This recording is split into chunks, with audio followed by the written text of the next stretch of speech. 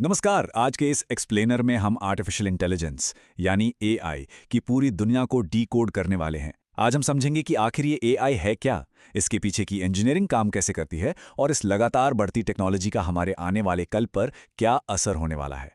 तो चलिए शुरुआत करते हैं एक बहुत ही पुराने और मशहूर सवाल से, जिसे महान गणितज्ञ एलन ट्यूरिंग ने अपने 1950 के पेपर में उठाया था। उन्होंने पूछा था कि क्या मशीन्स सोच सकती हैं?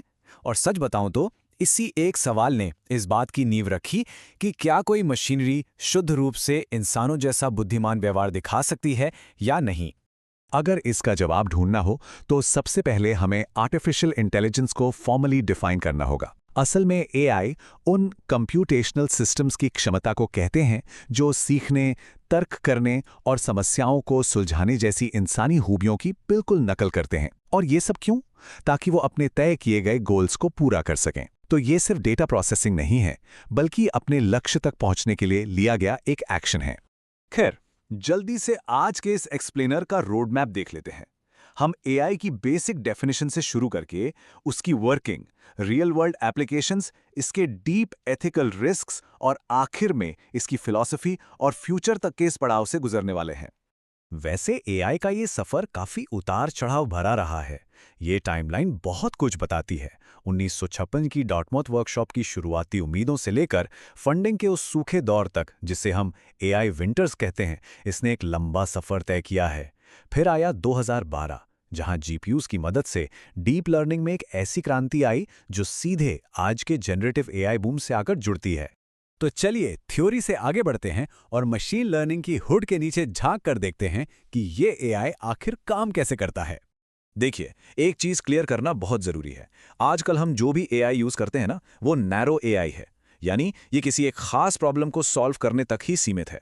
लेकिन बड़ी टेक कंपनियां अल्टीमेट गोल पर फोकस कर रही हैं, जिसे आर्टिफिशियल जनरल इंटेलिजेंस या एजीआई कहते हैं। ये एक ऐसी टेक्नोलॉजी होगी जो बिल्कुल किसी इंसान की तरह कोई भी ज्ञानात्मक काम बिना किसी प्रॉब्लम के पूरा कर सकेगी। इसके अलावा जब हम मशीन लर्निंग एल्गोरिदम्स की बात करते हैं तो इसके दो मेन तरीके सामने आते हैं।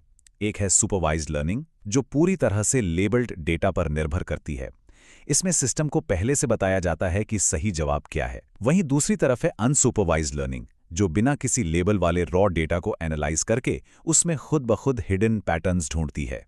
तो एक बड़ा सवाल यह है कि आर्टिफिशियल न्यूरल नेटवर्क्स आखिर दिमाग की तरह फंक्शन कैसे करते हैं। ये बड़ा दिलचस्प है। सबसे पहले एक इनपुट लेयर से कच्चा डेटा एंटर करता है। फिर ये डेटा मल्टीपल हिडन लेयर्स से गुजरता है, जहां अलग अलग मैथमेटिकल वेट्स अप्लाई होते हैं। और आखिर में आउटपुट लेयर एक फाइनल डिसीजन या पैटर्न हमारे सामने पेश कर देती है। अब आते हैं रियल वर्ल्ड एप्लीकेशंस पर। कैसे ये एआई थियरीज डेटा सेंटर्स से निकलकर हमारी डेली लाइफ का एक अटूट हिस्सा बन चुकी हैं। आज 2020 के दशक में एआई हमारे आसपास हर जगह मौजूद है। बेसिक वेब सर्च इंजिन्स और सिरी या एलेक्सा जैसे वर्चुअल असिस्टेंट्स को तो हम जानते ही हैं, पर इसके अलावा ऑटोनॉमस व्हीकल्स और हेल्थ केयर में भी इसने धूम मचा दी है। जैसे AlphaFold 2 ने 3D प्रोटीन स्ट्रक्चर्स को मैप करके मेडिकल साइंस में क्रांति ला दी। यहां तक कि मिलिट्री कमांड और सेंसर्स में भी एआई डीपली एम्बेडेड है। और जनरेटिव एआई चैटबॉट्स, जिन्हें आजकल हम सब यूज करते हैं, उनका फाउंडेशन समझना बहुत ही मजेदार है। ये जीपीटी मॉडल्स इंटरनेट के बेहिसाब ट्रेनिंग डेटा का इस्तेमाल करते हैं।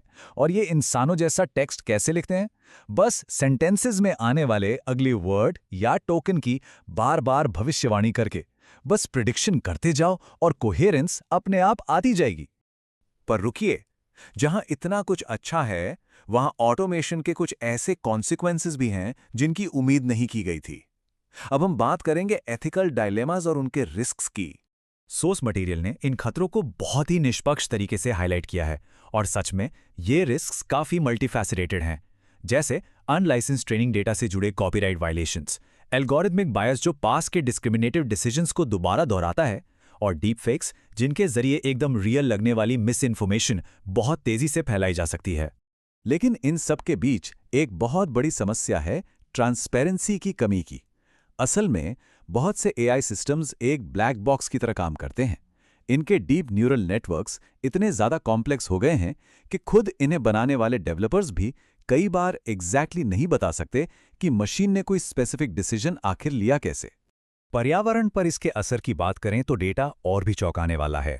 एक अनुमान के मुताबिक जब हम जनरेटिव एआई पर एक सिंगल सर्च करते हैं तो उसमें एक आम सर्च इंजन क्वेरी के मुकाबले लगभग 10 गुना ज्यादा बिजली खर्च होती है। जी हां, 10 गुना। और इस लगातार बढ़ती एनर्जी और कंप्यूटिंग नीड्स को पूरा करने का खर्चा कितना होगा? लगभग $2.7 ट्रिलियन। अनुमान है कि 2030 तक यूएस एआई इंफ्रास्ट्रक्चर में इतना मैसिव निवेश किया जाएगा। ये ऊर्जा की मांग इतनी बड़ी है कि अब टेक कंपनियां बंद पड़े न्यूक्लियर पावर प्लांट्स को दोबारा शुरू करने के एग्रीमेंट्स कर रही हैं।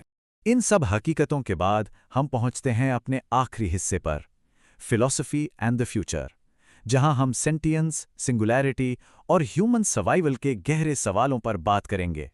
अगर देखा जाए तो एक्सपर्ट्स की सबसे बड़ी चिंता एक ही कॉन्सेप्ट के इर्द गिर्द घूमती है, और वो है एआई अलाइनमेंट। इसका बड़ा ही सिंपल सा अर्थ है, ये इंश्योर करना कि एक सुपर इंटेलिजेंट एआई मानवता के मूल्यों और नैतिकता के साथ परफेक्टली अलाइन करे, ताकि वो मशीन्स किसी हार्मफुल गोल के पीछे ना भागें, बल्कि फंडामेंटली हमारे फायदे के लिए ही काम करें। अगर ऐसा नहीं हुआ तो नतीजे क्या हो सकते हैं? महान फिजिसिस्ट स्टीवन हॉकिंग ने एक बहुत कड़ी चेतावनी दी थी। उनका कहना था कि एक अनकंट्रोल्ड सुपर इंटेलिजेंस इंसानियत के अंत का कारण बन सकती है। ये एक ऐसी एग्जिस्टेंशियल वार्निंग है जिस पर आजकल एक्सपर्ट्स बेहद गंभीरता से बहस कर रहे हैं। और मजाक की बात नहीं है, एआई पायनियर जेफरी हिंटन भी इन चिंताओं पर सहमति जताते हैं। वो समझते हैं कि आज का एआई मैनिपुलेशन और परसुएशन में बेहद माहिर हो चुका है।